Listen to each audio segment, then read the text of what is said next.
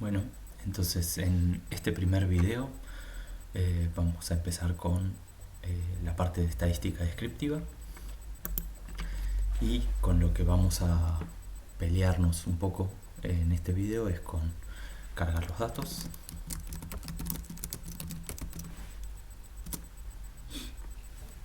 verificar un poco el estado de estos datos y qué hay.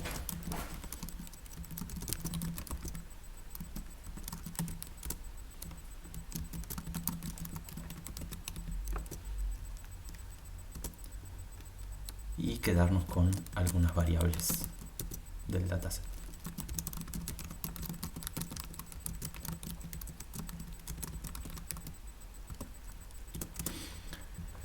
Entonces, los datos con los que vamos a trabajar en esta serie de videos son unos videos sacados de Properarty, que es una página que tiene información de venta, de departamentos en venta, publicaciones de departamentos en venta, y que abre sus datos de forma libre, digamos, para que la gente los pueda explorar.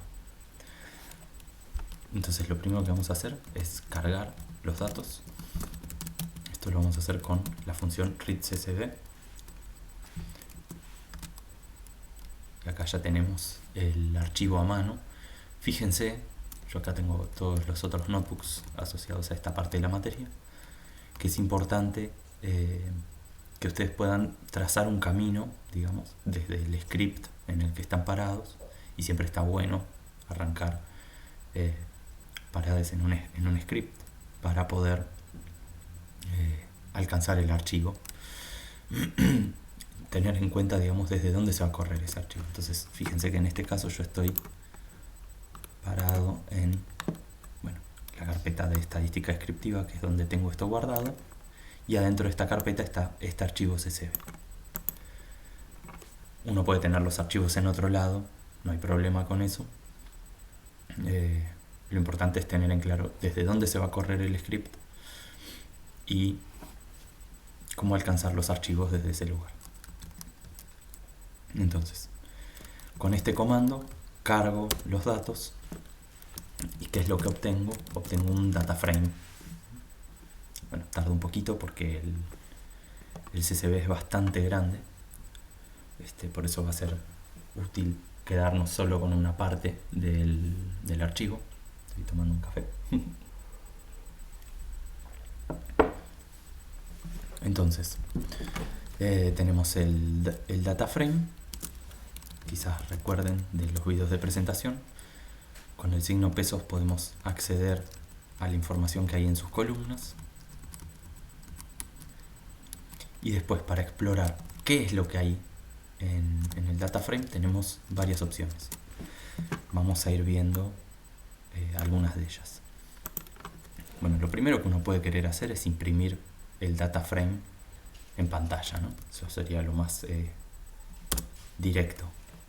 Ahora ven que nos topamos con varios problemas. Primero que nada, R nos avisa que llegó al máximo de filas que puede imprimir. Nos dice cuántas omitió, de casi 390.000. Después, bueno, en este momento estoy viendo solo una columna que refiere al tipo de operación.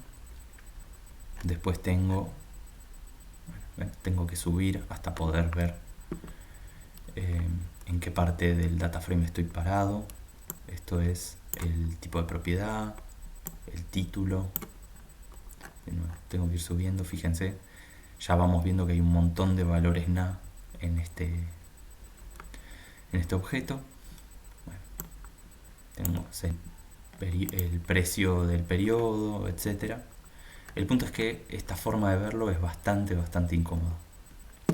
Entonces, ¿qué es lo que puedo hacer para visualizar un poco mejor este data frame?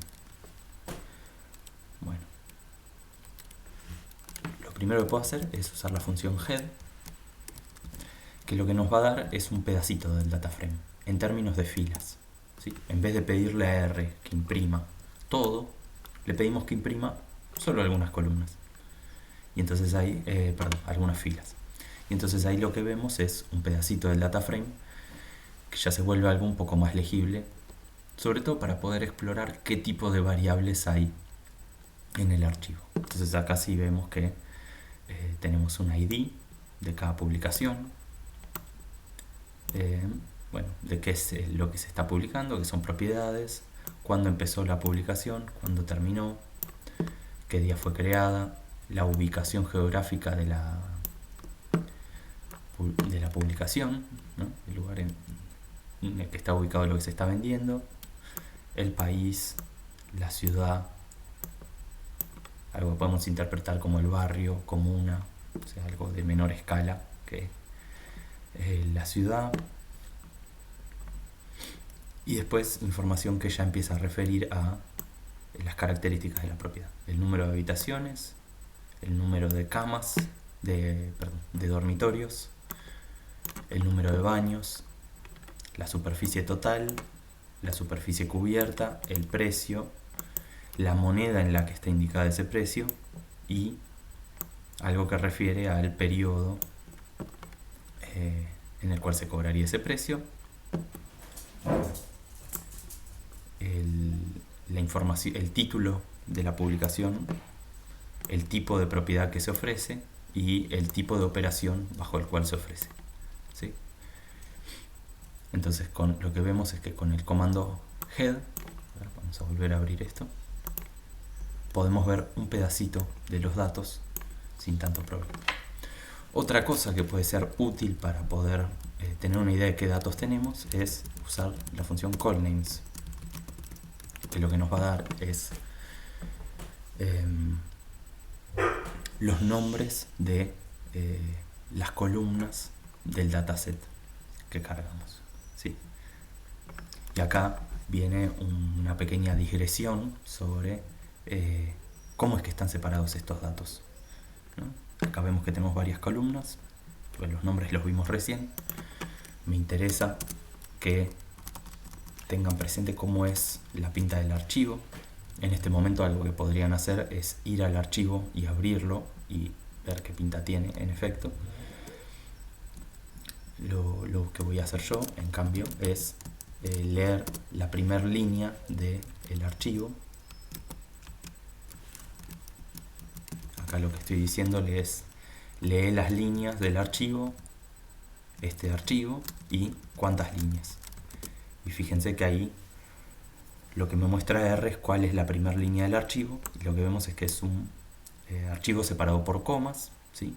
Eso es lo que significa CSV, comma separated value. Y típicamente en los CSV lo que tenemos en la primera fila es todos los nombres de las columnas de lo que vamos a encontrar más abajo. Fíjense, si le agregamos 2 líneas, ya en la segunda empiezo a tener separado por comas todavía los distintos valores que corresponden a la primera publicación. Entonces lo que vemos que está haciendo R cuando hacemos read CSV es cargarnos toda esta información separada por comas y separarnos cada valor en una columna distinta. Acá vemos también que por cómo está armado este archivo ya tenemos varios valores NA indicados en cada posición, lo cual indica que hubo un preprocesamiento de esto. Muchas veces también con lo que se van a encontrar acá es con un espacio vacío, ¿no? Dependiendo de la interfaz que provea los datos o bueno, quién se los haya compartido. Entonces, una última forma de visualizar los datos desde la consola de RStudio es con la función view. Si hacemos un view de datos, lo que nos abre RStudio es algo muy parecido a una grilla de Excel, ¿sí? Donde podemos explorar un poco la pinta de estos datos que tenemos acá. Ahora sí podemos ver más claramente la cantidad de valores NA que hay, ¿sí? Hay mucha información faltante y bueno, podemos tener también un paneo general del dataset. Bueno, esto lo cerramos y volvemos acá. Entonces con esto ya tendríamos acá cargar los datos.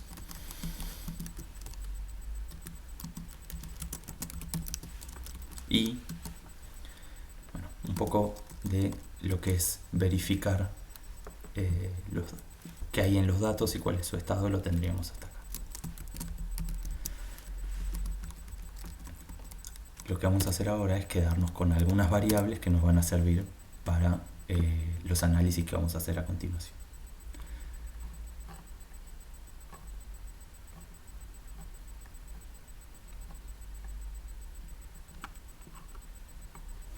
Entonces, vamos a cargar, para prepararnos para el próximo video, dos variables.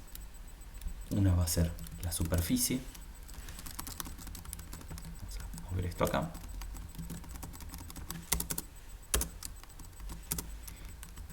Esto lo podríamos acomodar acá inclusive.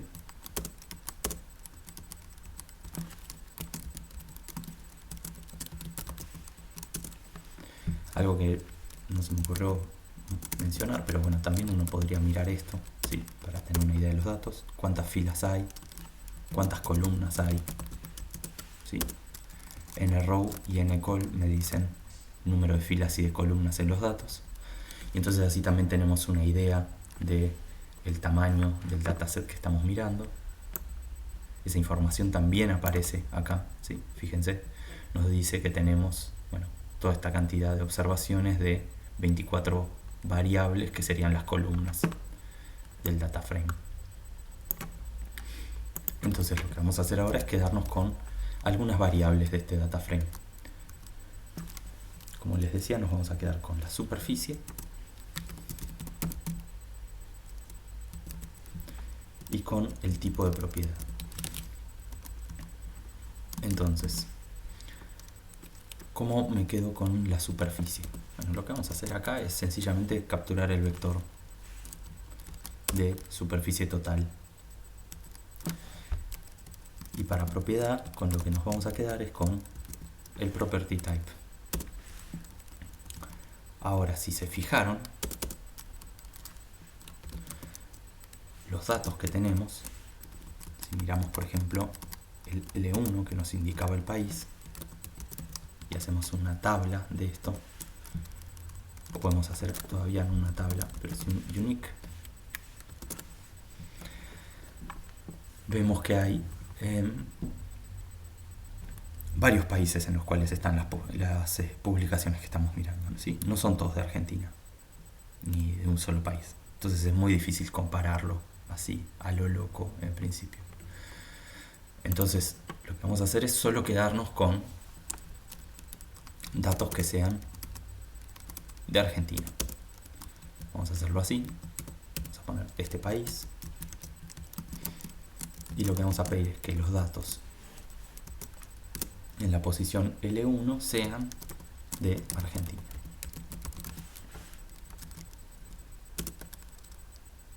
Entonces ahora podríamos ver, acá este país,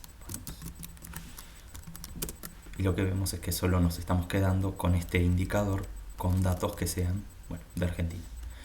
Ahora, ¿qué pasa si miramos otro de los identificadores? Por ejemplo, este que nos da la ciudad. Vemos que tenemos un montón de provincias, ¿sí? Entonces queremos achicar todavía un poquito más. Nos vamos a quedar con esta ciudad y vamos a poner acá datos L2, idénticamente Capital Federal. Entonces, ¿qué es lo que tenemos acá? Tenemos dos indicadores donde el primero dice que tenemos que estar parados en países que sean Argentina, ¿sí? Por si las dudas, miren esto. Es un vector que tiene true y false, indicando si estamos en Argentina o no. Y esta ciudad también es un vector que tiene true y false, indicando si estamos en Capital Federal. Entonces, si ahora yo me quedo con... no sé qué quise escribir ahí. Ahí está. datos que tengan verdadero en este país, o sea, país Argentina, y datos que tengan verdadero en esta ciudad, o sea, L2 igual a Capital Federal. Entonces, con esta operación me quedo con los datos que sean verdaderos en ambas cosas. Entonces acá si yo pido unique de la ciudad, vemos que están todos datos de Capital Federal. Entonces lo que vamos a hacer es quedarnos solo con esos datos. Acá ponemos este país y esta ciudad.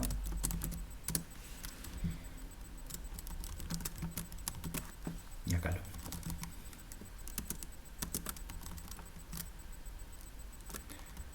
Entonces ya con esto nos estaríamos quedando con datos que tengan información de la superficie y de la propiedad en propiedades de Argentina y en particular de Capital Federal. Bueno, vamos al próximo video.